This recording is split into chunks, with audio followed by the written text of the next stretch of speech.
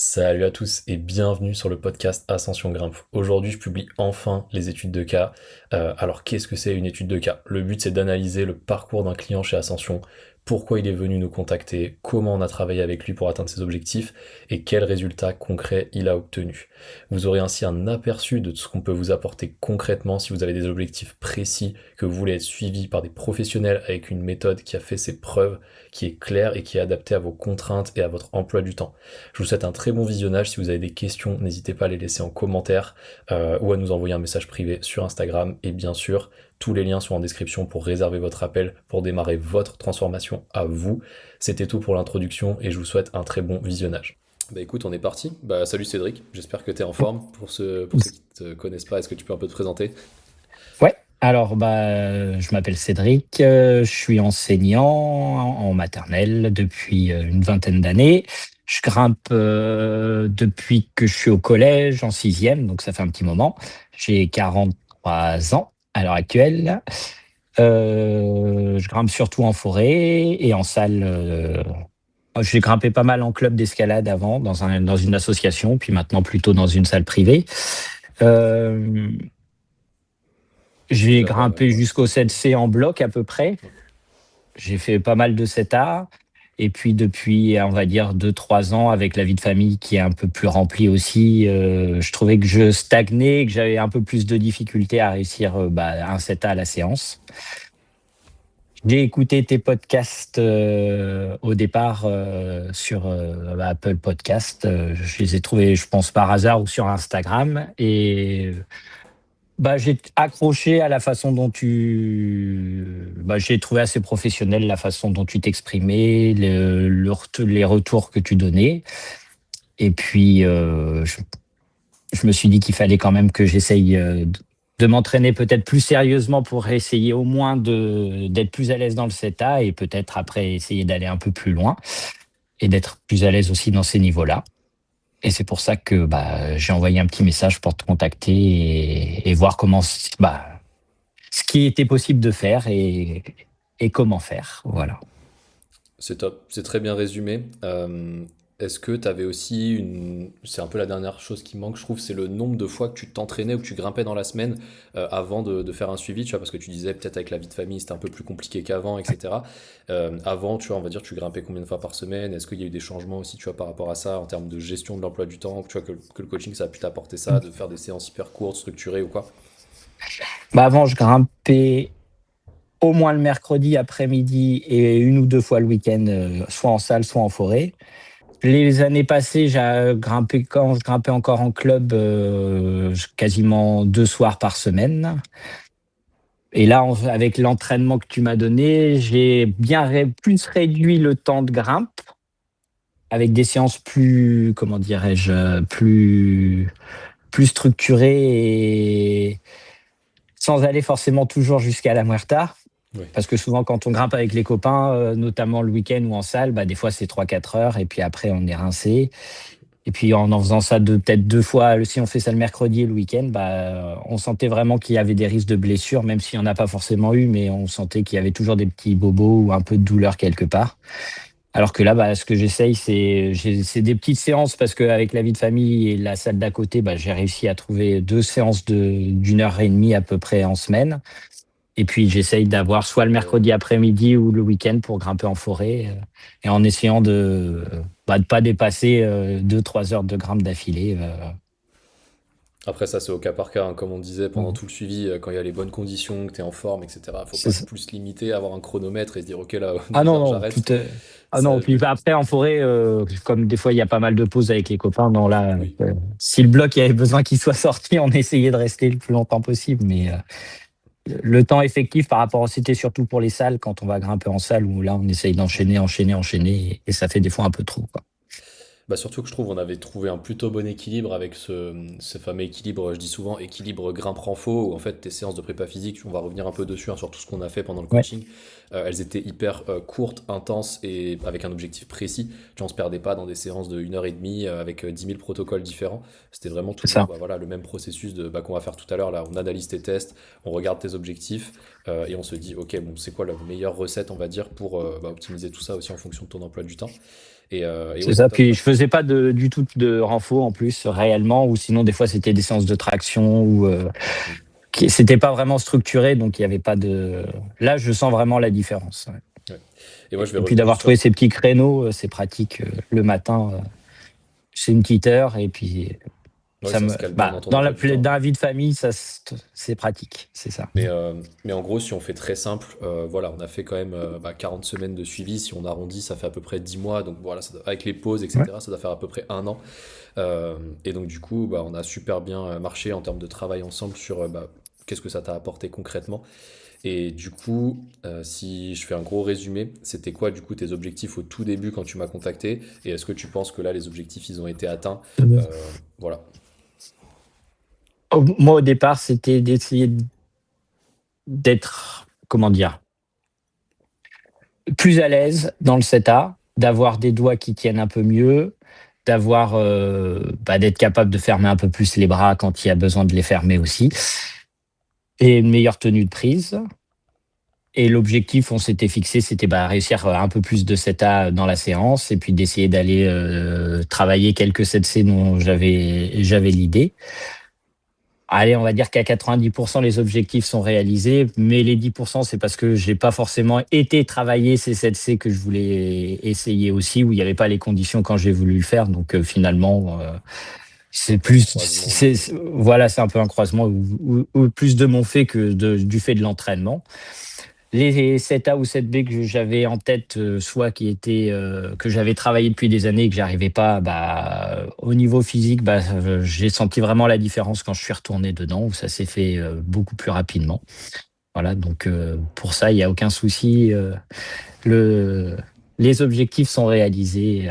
Et puis, je me sens plus à l'aise, surtout quand je fais des setups. Bon, il y en a certains qui seront pas forcément réussis dans la séance en fonction de si c'est pas mon Ouais, du style ou style, tout ça. exactement, bien sûr. Mais je me souviens, après, je crois que c'était au bout de 3 ou 4 mois d'entraînement, j'étais retourné en forêt, c'était pile les conditions qu'il fallait. J'avais dû en sortir des classiques, dans l'après-midi, plutôt à l'aise.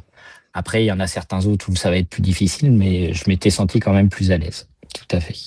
J'ai retrouvé ce que je voulais te dire juste avant, du coup je l'ai noté pour pas oublier, c'est Pas que de souci. par rapport au fait que tu disais que tu n'avais pas fait de renfo avant, de manière trop structurée, etc.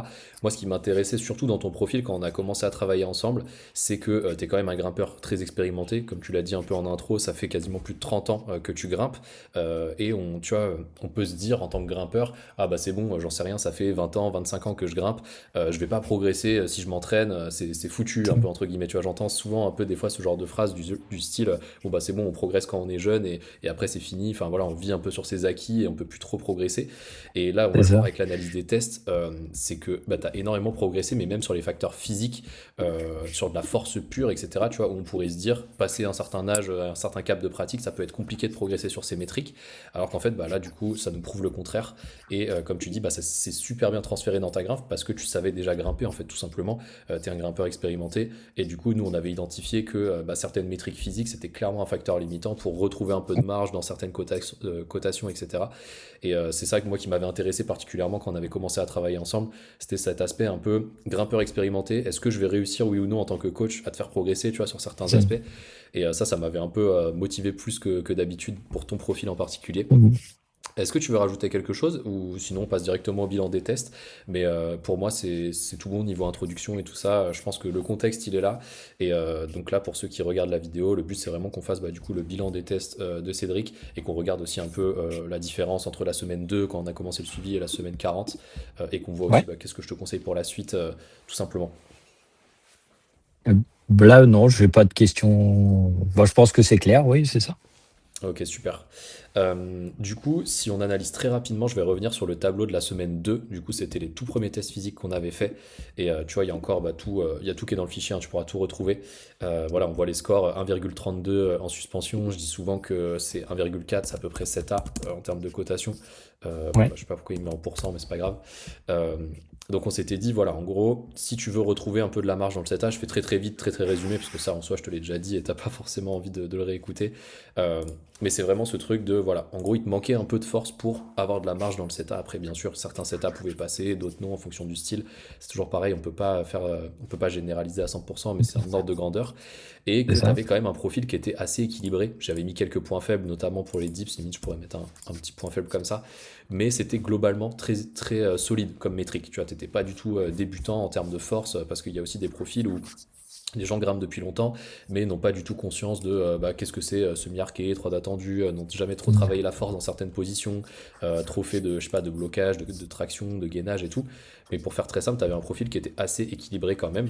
Et on s'était dit, voilà, il faut en gros qu'on fasse un cycle de force en traction, blocage, antagoniste. En gros, ce qu'on pourrait appeler un cycle de préparation physique générale. Le Et général, puis, ouais. c'est ça. Et puis suite à ça, en fait, bien sûr, on continuait de structurer la grimpe, etc. Et après, bah, du coup, on avait refait des tests en semaine 15, donc plus ou moins 3 mois après, si on arrondit. Et là, on voit clairement l'évolution des métriques, où tu étais passé. Du coup, moi, je dis souvent que voilà, 1,6, c'est à peu près 7 B blocs. Là, en gros, on était vraiment bien remonté en termes de métriques, sur un peu tous les points faibles, même le blocage, il avait énormément progressé. Enfin, voilà, si ça vous intéresse sur la vidéo, vous mettez pause, vous regardez un peu les avant-après. Et du coup, là, on s'était dit, voilà, on a fait un cycle de force, etc. Ça s'est super bien passé. En plus, quand il y avait les conditions, c'était la bonne période. En fait, on avait bien timé un peu cet entraînement où tu as eu un peu ce pic de forme au moment où il y a eu les bonnes conditions en Mm. forêt. Donc, tu as eu un très gros transfert. Et du coup, on s'était dit, voilà, on va travailler un peu tous les points faibles pour la suite. Et du coup, bah, ça nous amène à la semaine 40. Il y a eu d'autres tests entre-temps, mais j'avais pas refait le bilan de manière précise et tout. Je l'avais fait un peu en off. Mais là, pour faire très simple, j'ai mis du coup les pourcentages de progression à droite entre la semaine 2 et la semaine 40 pour qu'on se rende compte. Donc ça fait à peu près un an en termes de progression. Euh, Ça- et du coup, bah là, si ça te va et que t'as pas de questions, je passe direct au bilan des tests actuels. Du coup, Ouais, pas de souci. ok, parfait. Pareil, je repasse score par score et tu me redis hein, si tu as des questions à chaque fois, n'hésite surtout pas à me couper. Ça Donc là, marche. 1,6, tu vois, là c'était 7 B blocs, on était à 1,5 quelque chose. Je dis Ouais. souvent que voilà, 1,4 c'est 7A, 1,6 c'est 7B, si vraiment on arrondit. Donc là, ce serait vraiment, on va dire, 7B solide, tu vois, en termes de cotation. Donc si jamais ton objectif, je vais y revenir juste après, c'est toujours cet objectif de, en gros, être solide dans le 7A et réussir quelques 7C en mode projet, là, tu es Ouais. totalement dans la bonne zone, tu vois, en termes de force. Tu vas pas être trop faible et tu vas pas non plus être trop fort ou bah, tu as trop de force et ça sert à rien un peu de l'entretenir. Donc pour moi, c'est parfait. Bon potentiel, tu vois, c'est ni un point faible, ni un gros point fort où on se Au dit, point vas-y, fort. on fait plus du tout de doigts ou quoi. Euh, Ce que j'aime bien aussi, c'est qu'on a bien rattrapé le ratio en 3 d'attendus parce qu'au début, c'était vraiment compliqué. Même C'est comparé ça. à ton ancien semi-arqué où tu avais quand même un bon déficit, j'ai pas le chiffre exact là, mais ça doit faire comme à peu près 10% de déficit.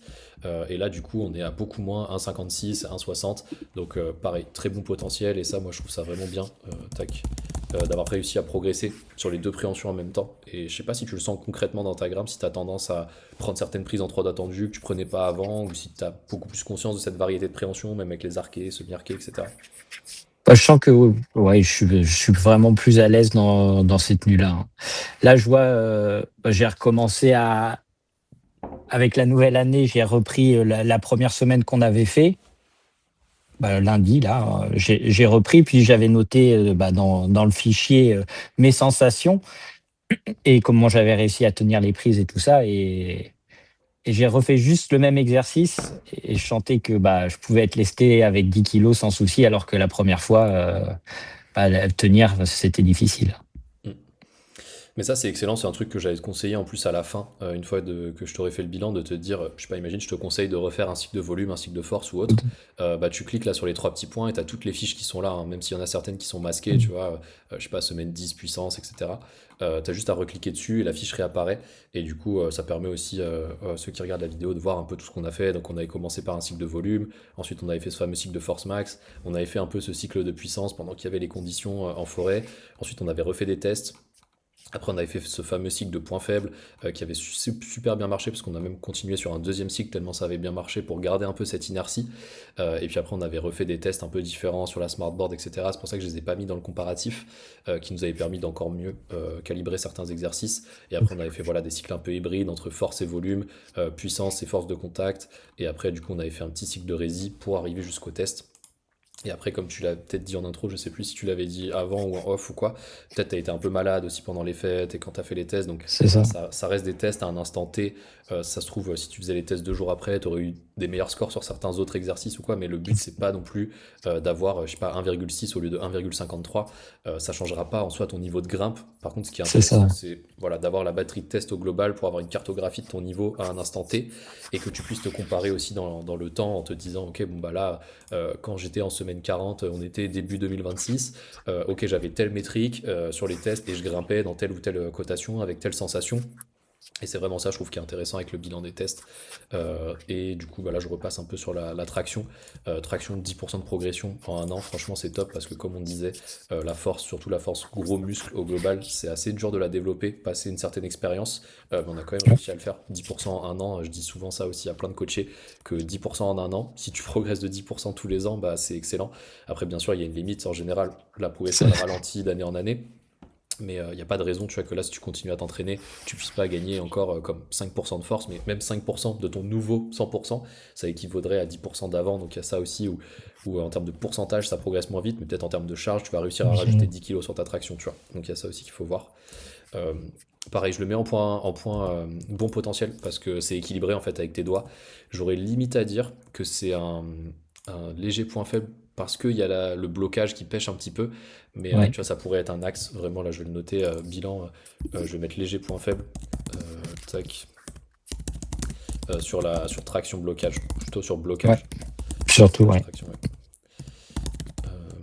Hop. Mais ça, c'est vraiment c'est léger. C'est-à-dire que c'est pas ça qui va t'empêcher d'être à l'aise dans les 7A et de faire des 7B. Par contre, c'est peut-être ça qui peut te poser problème dans un 7C bien déversant où tu as vraiment un gros move de blocage à faire, je sais pas, en épaule ou autre. Bah, si ton bras il commence à s'ouvrir, forcément, ça va poser problème. Mais voilà, cas très particulier, il n'y a rien qui empêche tu vois, de faire un cycle très très court de quelques semaines juste en blocage et ça va te progresser très vite aussi. Euh, Ensuite, le 5-5, ça, moi, ce que je trouve excellent, c'est qu'on, enfin, bon, j'arrondis, ça fait 70%, on l'a quasiment doublé. Bon, j'abuse un peu avec le quasiment doublé, mais 70% de progression sur le 5-5. On était à 150 secondes, on passe à 250. Enfin voilà, je pense que comme tu l'as dit aussi, tu récupères mieux entre les séances, tu es moins C'est ça. fatigué de séance en séance. Et tu me dis si je me trompe, mais aussi tu devrais avoir la sensation de mieux récupérer dans la séance en elle-même, c'est-à-dire, imaginons tu mets un gros run dans un bloc un peu en mode projet, bah peut-être qu'avant il t'aurait fallu comme 15-20 minutes avant de te remettre, et maintenant peut-être qu'en 10 minutes tu sens que t'es de Mm. nouveau frais. Ça, tu me redis un peu les sensations que tu as pu avoir par rapport à ça. Bah écoute, bah maintenant je me mets un petit chrono souvent entre les essais pour avoir pas être entre 5 et 10 minutes souvent. Et oui, je sens que avant c'était plutôt essai mitraillette et maintenant c'est bien moins et puis ça me permet de plus me poser et de mieux récupérer aussi, ouais, tout à fait. Aussi d'analyser les vidéos. C'est vrai que là, je vais pas trop revenir dessus dans le bilan, mais le fait de se filmer, que tu m'envoies les vidéos sur certains blocs, bah, toi aussi, tu as la vidéo, tu peux te regarder toi-même pendant la séance, trouver un peu les micro-détails et tout. Donc, même si c'est juste pendant que tu es dans la séance, un peu une sorte de vidéo placebo, bah, en vrai, ça marche quand même parce que tu vas t'analyser de toi-même C'est entre ça. les essais. Et du coup, tu te reposes plus. Donc, tu sais un peu ce que tu as raté à l'essai d'avant ou ce que tu dois améliorer à l'essai d'après. Et tu t'es plus reposé parce que le temps que tu analyses ta vidéo, c'est du temps de repos. Donc c'est un peu un double gain selon moi de se filmer, surtout sur les séances de projet. Un peu moins d'intérêt des fois sur les séances de volume où il ne faut pas forcément se filmer sur tous Mm. les blocs, etc. Mais par contre, ouais, c'est clair que sur du bloc max ou du bloc projet, plus tu te filmes, plus tu peux un peu optimiser les micro-détails. Mais C'est aussi, c'est ça, l'optimisation à fond, ouais. mais franchement, là, ce qui est bien aussi, je trouve, c'est que tu progresses un peu de manière linéaire sur toutes les métriques. Après, bon, voilà, là, il y a 70% et là, il y a 10%, mais il faut pas regarder juste les pourcentages aussi en tant que tel, parce que tu partais pas de la même base. Mais en fait, tu vois, c'est très équilibré. C'est-à-dire que, tu vois, il n'y a pas une métrique où tu étais en énorme point faible et qui a progressé en énorme point fort, ou un point fort qui est devenu un point faible. Enfin, il y a tout qui est équilibré. Et moi, c'est ça aussi que je regarde. C'est que ça sert à rien, par exemple, là, si vous êtes un grimpeur et que vous regardez la vidéo, de vous dire, ok, bon, bah, je sais pas, j'ai 1,4 en traction, je veux absolument avoir 1,8, mais vous faites que des tractions pendant 3 à 4 mois et après vous oubliez tout le reste et en fait bah, vous êtes devenu fort en traction, mais ça s'est pas trop transféré dans votre grimpe. Donc c'est ça qu'il faut voir aussi avec ces tests physiques, c'est que moi mon but en tant que coach, c'est pas de te dire ah bah je veux absolument qu'on augmente de 30% la force doigt ici, c'est vraiment que ce soit équilibré avec tout et que ça ait du sens parce que bah, c'est clair que si tu gagnes 30% de force sur les doigts mais que bah, là ta traction et ton blocage ne progressent pas, ça va être compliqué dans certains profils, sur certains blocs et c'est pas le but. Ça c'est toujours important de le remettre un peu dans le contexte. Donc le blocage, je te le laisse toujours en point faible, même s'il y a eu quand même une grosse progression. Donc là, tu as fait 18 secondes de blocage à deux bras, du coup à 90 degrés, à 38 kg de laisse, donc ce qui est le max en traction. Oui, c'est ça, exactement. Et avant, on l'avait fait à 12 secondes, 28 kg. Donc voilà, en gros 10 kg de plus, 10 secondes de plus si on arrondit. Voilà, il y a eu une grosse progression, je ne vais pas mettre un pourcentage parce que ça sert à rien. Il y a la charge qui a augmenté, il y a le temps qui a augmenté, enfin on ne pourrait pas trop faire de statistiques avec ça. Mais voilà, très grosse progression aussi. Et là, pour moi, la transition, elle va être là. Je vais mettre transition, blocage, un bras. Tac. Parce que là, pour le coup, si tu arrives à faire la transition vers du blocage, un bras, ça va très très bien se transférer dans la grimpe, ça pour le coup. Bon, Et tu auras beaucoup plus de marge dans tous les moves où il faut bloquer. Et ça va très très bien comme se ça. transférer. Mais je sens que c'est presque, quand j'ai fait les tests, je sentais que ça commençait à tenir une petite seconde, mais bon, alors qu'avant, ça aurait pas tenu du tout. Et là, c'est hyper intéressant d'avoir des capteurs de force. Donc là, toi, tu as la smartboard chez toi, donc ça, c'est vraiment bien. Mm. Mais tu vois, si tu mets juste pied au sol sur le bac de la smartboard, là, et que tu tractes vraiment sur le gros bac, hein, la poignée, tu vas voir un peu combien il te manque, on va dire, pour vraiment décoller du sol en blocage. Et ça, c'est intéressant bah, après pour se dire, ok, je sais pas, je fais 5 séries de 5 secondes à 80% de mon max. Si ton max c'est, je sais pas, 50 kilos, bah, tu fais 5 séries de 5 secondes à 45. Et tu as un protocole qui est vraiment adapté à toi. Et ça, c'est top. Bah, c'est pareil, je te redirai ça quand je te planifierai un peu les petites Ouais. séances type. Ensuite, bah, gainage, pareil, je le laisse en bon potentiel parce que déjà ça a beaucoup progressé. 30 secondes en demi-front et 4 secondes en front complet. Si on compare au début où c'était tentative de demi-front, tu vois, 3 secondes. Donc en gros, tu as Tout à fait. augmenté ton angle de gainage et aussi ta force parce que maintenant tu arrives un peu à tenir quasiment en front complet. Donc pour moi, très grosse progression. Après, c'est ce que je dis toujours sur le gainage, c'est hyper dur de faire un vrai test objectif de toutes tes capacités de gainage juste en un test physique. Là, ce serait plus un peu voir ton niveau de force globale sur du gainage, de comment t'engages un peu tes scapulas, tes abdos et tout. Mais bien sûr, il faut le remettre aussi en contexte avec un peu les autres exercices, les toast to bar, les L-sit, tout ce qu'on a pu faire un peu au cours du suivi. Et aussi, surtout, bah, tes sensations de grimpe. Tu vois, de se dire, ok, j'en sais rien, là j'ai essayé un bloc dans un dévers à 40 degrés. Bah, je me sens beaucoup plus gainé, je griffe mieux les pieds, je sens que mes hanches elles sont vraiment beaucoup mieux positionnées, que j'ai moins de difficulté à réengager quand il y a un ballon, ce genre de choses un peu plus concrètes. Tu as senti un peu des progressions comme ça un peu notables en gainage ou pas trop C'est plus dans l'exercice. Après, dans les sensations en grimpe, moi, je grimpe souvent dans le dévers. J'aime bien le grimper dans les dévers. Après, dans l'évolution générale, je sais pas si ça a vraiment joué ou pas, mais dans les exercices, oui, j'ai vraiment senti la différence, d'être plus à l'aise, sans aucun. Oui, la différence, elle était énorme. J'ai senti qu'il y a eu un cap à un moment donné, quand je travaillais la planche, où j'ai fait, ah bah tiens, ça commence à vraiment être plus à l'aise pour monter. Et le fait de répéter régulièrement, notamment en plus avec le petit exercice dans les routines, on sent que ça aide. Non mais c'est top. Et puis après, c'est ce que je t'ai noté ici. Quand tu sens que tu as progressé en gainage de manière globale, mais que tu as un point faible particulier sur un exercice, enfin pas sur un exercice, pardon, sur un bloc ou un mouvement en particulier dans un bloc, tu vois par exemple, là je parlais des griffés de pied dans le dévers, bah là il faut juste s'entraîner sur les griffés de pied dans le dévers. Faut pas se dire, ah j'arrive pas à griffer ce pied là parce que je sais pas, je tiens pas 10 secondes en full front. Non, c'est juste, voilà, j'arrive pas à griffer ce pied parce que j'arrive pas à engager mon pied dans cette position là. Et après, est-ce que c'est juste parce que t'as pas assez de front ou quoi? Ça, il faudrait analyser beaucoup trop de choses pour vraiment s'en rendre compte et isoler ce truc-là.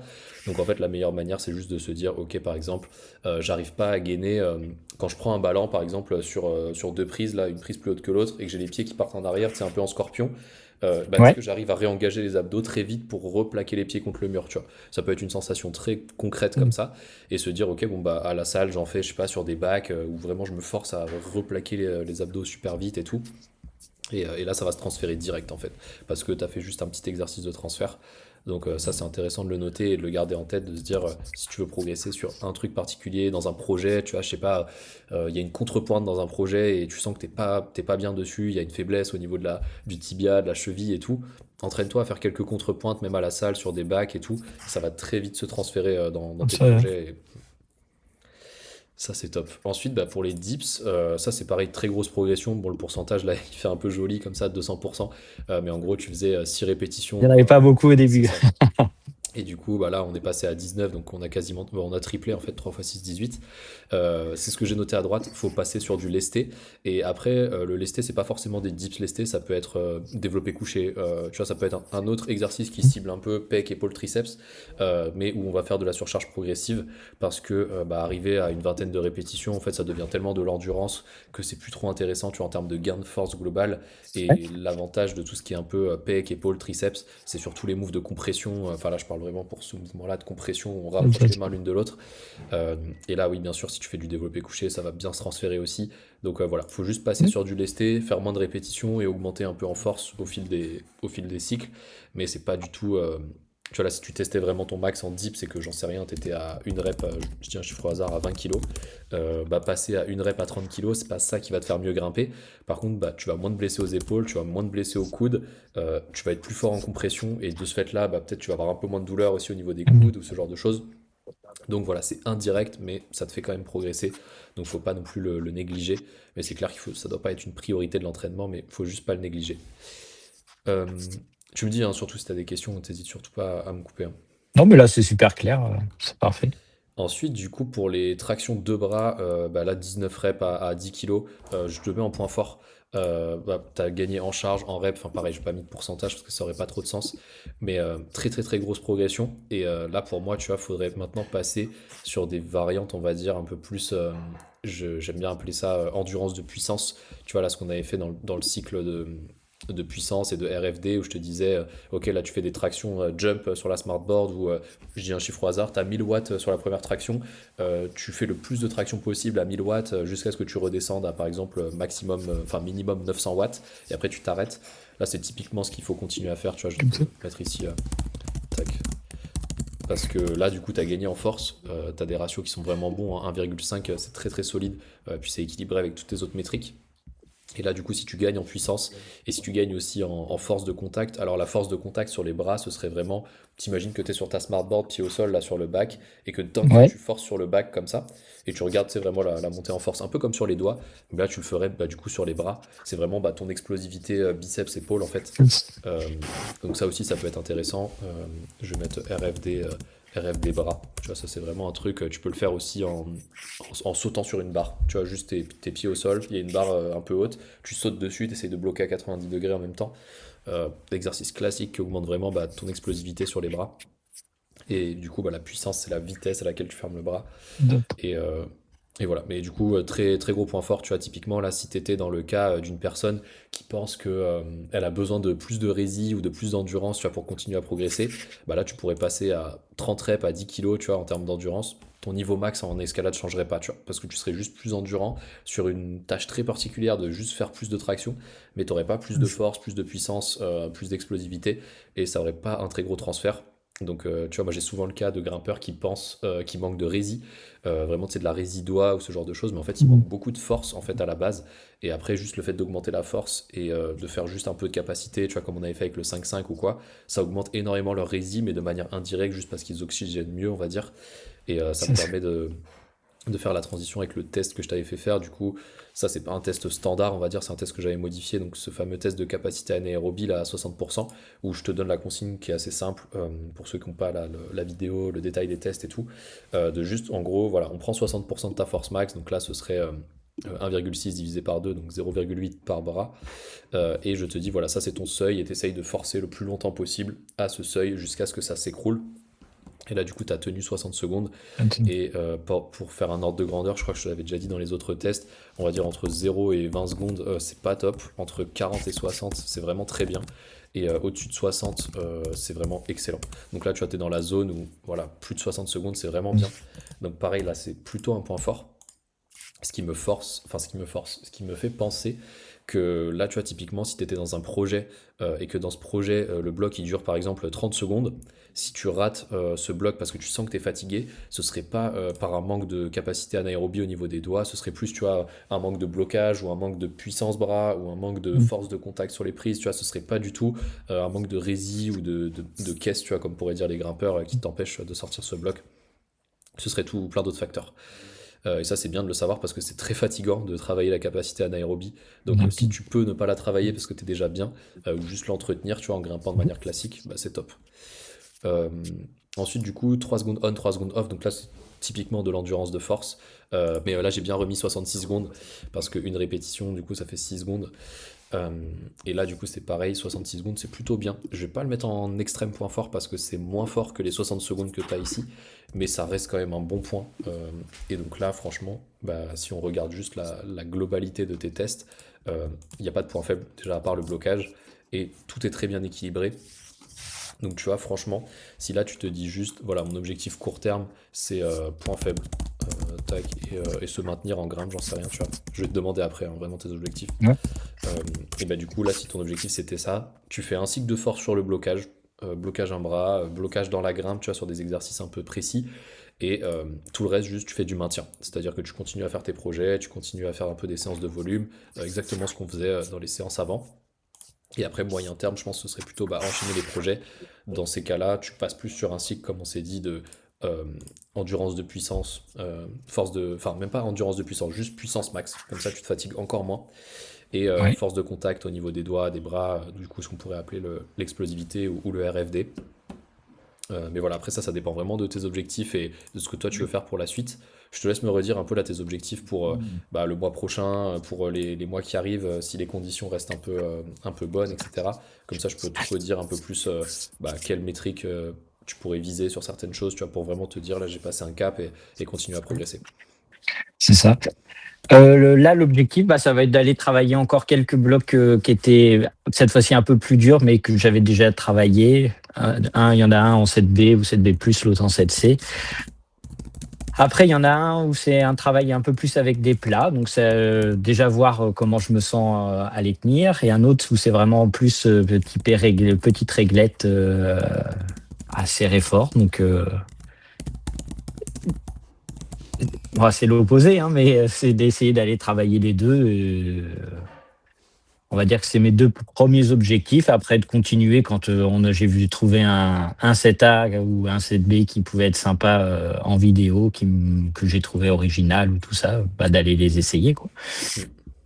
Et puis de continuer, bah, d'avoir cette routine d'entraînement là qu'on a trouvé. Moi, ça me plaît le matin de me lever un peu plus tôt et d'aller me faire ma petite séance, soit de poutre à la maison, soit de renfo, un peu de renfo avec les antagonistes. J'ai trouvé que c'était pas, bah, que Ça te va bien en termes j'étais d'emploi du bien temps, pour la ouais. journée en plus et ça se ressent après aussi dans la grimpe. Donc, Mm. Moi, là, du coup, ce qui m'intéresserait, c'est de te donner un peu des directives par rapport à ce bilan et un peu cet emploi du temps. Euh, ouais, du coup, bah là, si tu continues à grimper en forêt, soit le mercredi, soit le samedi, juste tu essayes d'avoir un jour de repos avant. Comme ça, tu es vraiment en forme pour aller essayer ces projets-là. Donc là, je mets repos entre parenthèses. Comme ça, tu ouais, sais que c'est seulement si tu vas en falaise, en forêt, en pardon. forêt. C'est ça. Tu te reposes la veille. Donc du coup, tu as juste routine mobilité, étirement, voilà, les routines, on va dire, mais pas de grimpe, pas de renfort, rien du tout. Et si jamais tu fais pas du coup de projet le mercredi, parce que je sais pas, tu sais qu'il va pleuvoir, etc. Là, ça vaut le coup de faire une séance du coup le mardi à la place, comme c'était écrit juste avant. Ouais, Donc là, bah voilà, vendredi, comme tu peux pas t'entraîner, ça pose pas de problème, ce sera toujours au repos. Et du coup, en termes de renfort, en fonction du cycle, de la période et tout, comme je te disais, bah là, si tu fais vraiment juste, par exemple, un point très particulier sur juste le blocage, ça peut être prépa physique comme 30 minutes, tu vois. Je vais mettre 30 minutes, Dev 1, blocage. Tac. Et après, bien sûr, tu t'échauffes quand même les doigts, le gainage, un peu tout le reste, tu vois, mais tu vas pas faire de vrais exercices pour développer les doigts, développer le gainage ou quoi que ce soit. Comme ça, tu te fatigues vraiment le minimum et tu travailles juste un point en particulier là dont tu as vraiment besoin comparé à toutes tes autres stats. Et après, là, en ouais, salle, du coup, tu vas plutôt faire du volume parce que là, si jamais tu vas grimper mercredi et samedi, tu aurais 2 séances par semaine en gros de projet, bloc max, enfin voilà, on peut l'appeler comme on veut cette séance-là, mais une séance où tu vas forcer vraiment fort en termes d'intensité perçue dans des blocs. Et Ouais. du coup, les séances en salle, il faut plutôt que ce soit du volume, justement, dans des blocs qui sont, j'ai envie de dire, un peu l'anti-style de ce que tu fais dans tes projets. C'est-à-dire qu'une erreur que moi j'ai fait là récemment, et que beaucoup de personnes font aussi, c'est de se dire, ok, je sais pas, je vais grimper une fois en forêt ou deux en mode projet, et du coup, il faut que j'ai des projets aussi, je sais pas, sur mon spray wall, sur la kilter, que je fasse du block max dans ma salle, etc. Et au final, tu te retrouves à grimper tout le temps en mode block max, en fait, tu t'es cramé, en fait, tu récupères pas du tout, et tu perds aussi en sensation, en gestuelle, en capacité aérobie globale, parce que tu oxygènes beaucoup moins. Euh, donc ça peut valoir le coup, tu vois, de garder une ou deux séances par semaine. Là, du coup, ce serait ici, ouais, je mets volume. Euh, et du coup, ce serait du coup le jeudi aussi. Et donc, du coup, le mardi, ce serait repos. Et ou bah, si tu vas pas grimper le mercredi. Après, souvent, ce que je fais, ouais, c'est s'il n'y a pas la forêt le mercredi, je vais plutôt en salle Oui. Faire un peu pour essayer projet mais en d'avoir. salle, ouais. Voilà, c'est ça. C'est ce que je t'aurais conseillé aussi. C'est vraiment ça, un projet en salle, du coup, si tu as un spray wall ou ce genre de choses. Et là, tu vois, tu as parlé de progresser sur les petites prises, progresser sur les plats. Ça, c'est vraiment un truc qui est intéressant à faire quand tu as accès à un spray wall. C'est de se dire, par exemple, ok, je fais un exercice où je vais prendre que des petites prises en arqué, mais je vais prendre des très bons pieds. Et en fait, je vais juste passer du temps sous tension sur les petites prises. Comme par exemple, te dire, en fait, tu vois vraiment un bloc comme une série, tu vois, de travail. Donc, tu te dis, ok, un bloc, ça dure à peu près 40 secondes.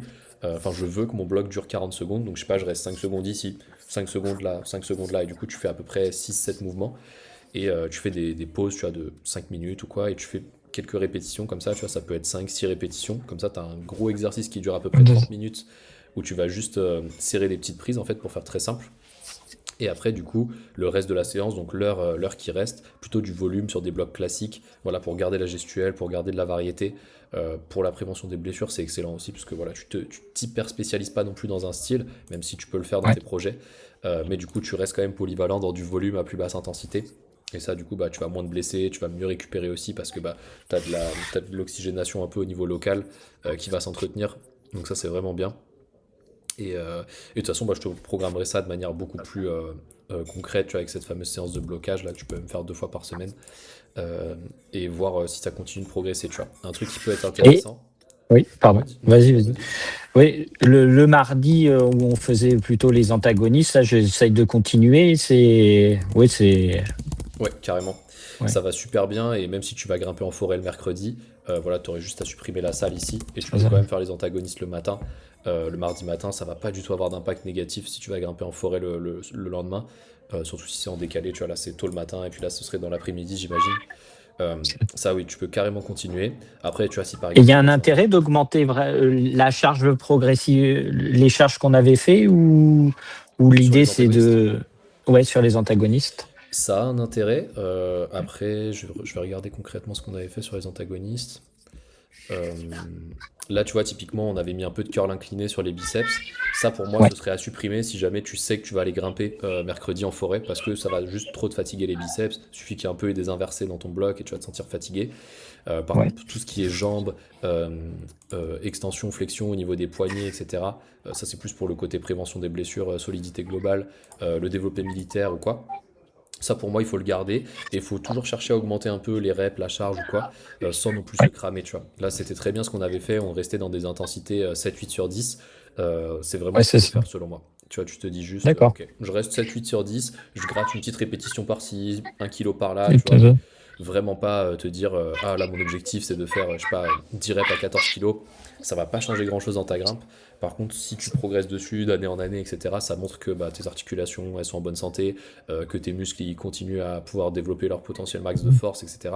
Et c'est plus ça, tu vois, sur un côté un peu plus longévité qui est intéressant. Mais D'accord. voilà, tu continues de progresser de manière un peu linéaire, mais te mets pas la pression si pendant un mois, je sais pas, tu restes à 6 reps à 12 kilos. C'est Oui. pas ça qui va te faire stagner en grimpe, tu vois. C'est plus ça qui va juste bah, te fatiguer si tu essayes trop de t'acharner dessus. Donc ouais, voilà, vraiment, tu vois, quelques séries, surtout les jambes avec les pistol squats, etc. Tu pourrais même rajouter à la place des sauts des petits exos dischios spécifiques, tu vois, s'il y a vraiment des gros talons agressifs dans certains blocs, etc. Tu vois, ça pourrait être intéressant. Mais là, voilà, vraiment au cas par cas. Mais oui, continuer les antagonistes sous ce format-là, en changeant un petit peu un exercice par-ci par-là de temps en temps. Ouais, c'est ça. On avait fait d'autres exercices voilà, d'en rajouter ou pas, de changer de temps en temps. Ouais. C'est ça.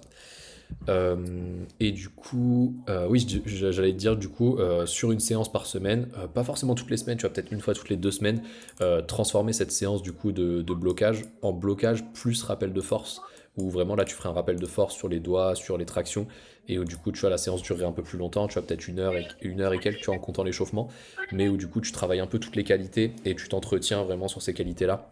Et là, du coup, bah, Ouais. si tu as 2 séances de projet, une séance de rappel de force et 2 séances de volume, et, enfin, et du coup tes antagonistes, enfin là, pour moi, tu as la semaine parfaite où tu as un bon équilibre entre grimper en faux, tu vas continuer de progresser et ça va bien se passer. Après, là où c'est un peu fatigant, c'est qu'il y a quand même pas mal de renfaux. Et du coup, tu vois, ça peut valoir le coup que tu fonctionnes un peu plus avec des semaines on et off. Tu vois, un peu comme on faisait avec les semaines de deload, mais où tu te Ouais. dis, ok, bah là, la semaine de deload, bah en fait, elle dure 2 semaines. Et pendant ces 2 semaines-là, du coup, tu fais quasiment pas de renfaux. Et tu vas faire, du coup, le maximum que tu peux sur tes projets pour vraiment cocher les projets, tu vois. Ça peut être très rentable, tu vois, de se dire, ok, je fais 3 semaines de blocage, enfin, du coup, avec ce schéma-là. Et Ouais. après, je fais 2 semaines vraiment de deload où je vais juste faire forêt, forêt, peut-être 1 heure de volume au lieu d'1 h 30 et juste un peu les antagonistes, tu vois, et tu supprimes complètement le renfort.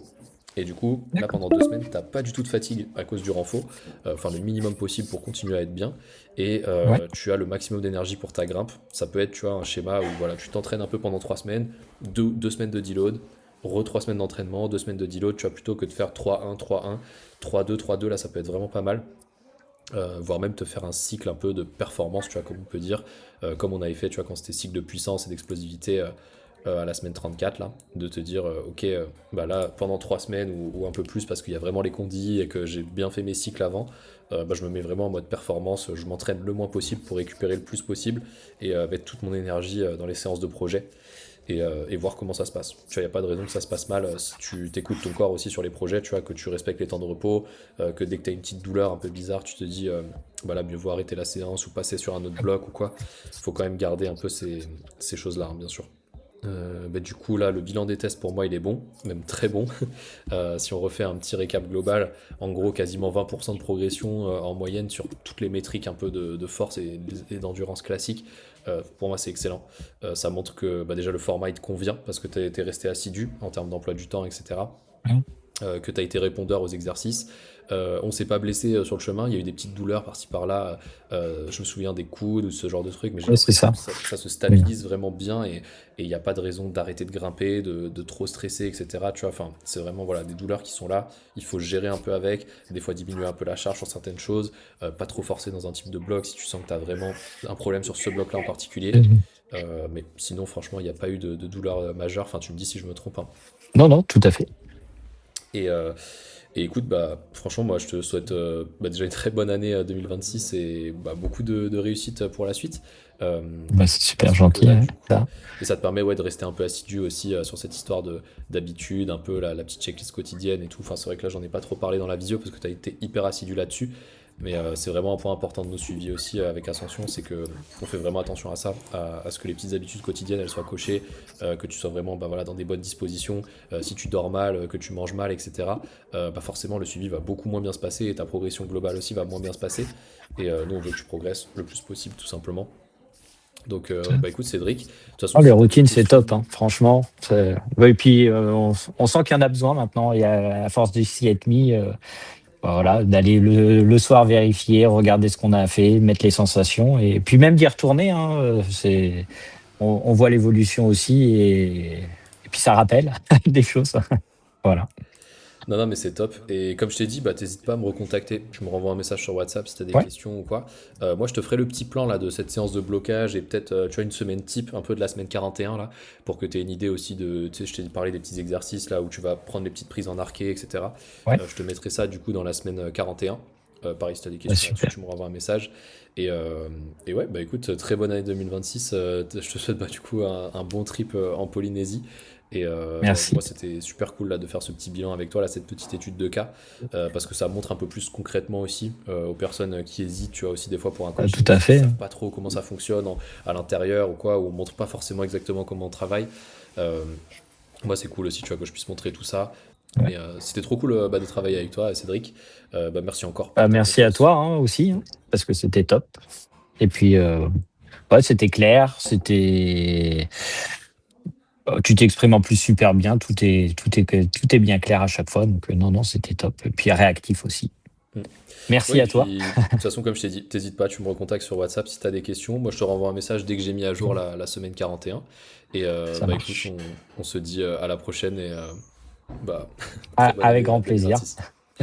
Ciao, ciao. Très belle année à toi et bonne continuation. Ciao, Au ciao. revoir.